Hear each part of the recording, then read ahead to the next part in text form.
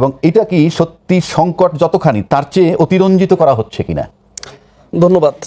সরকারকেও ধন্যবাদ। সরকার অবশ্যই স্বীকার করছে বাংলাদেশে বিদ্যুতের সংকট রয়েছে, লোডশেডিং আছে, গ্যাসের সংকট রয়েছে।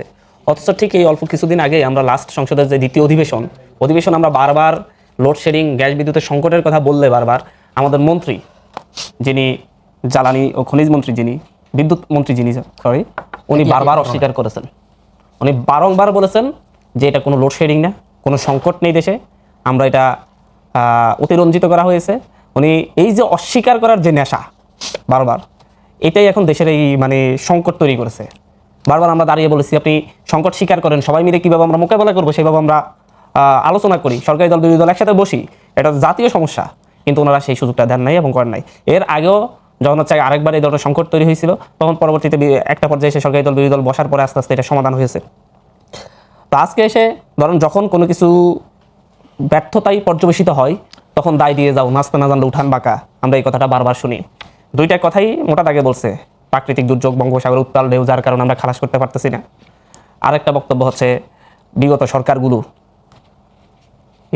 দীর্ঘমেয়াদী বা মধ্যমেয়াদী সমাধান না খুঁজে তাৎক্ষণিক সমাধান খুঁজেছে। আচ্ছা, আমার ক্ষুধা লেগেছে, আমার তো এখন অন্তত কিছু খেতে হবে ক্ষুধাটা মেটানোর জন্য।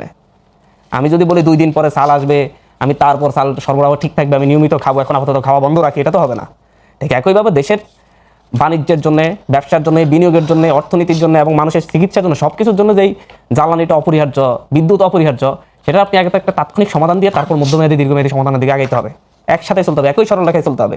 এই সরকারের এই প্রতিমন্ত্রী তাৎক্ষণিক সমাধান দিতে ব্যর্থ হয়েছেন। এবং দেশের মানুষ, একজন অপারেশনের রোগী হঠাৎ করে বিদ্যুৎ চলে গেলে অপারেশন করতে পারে না।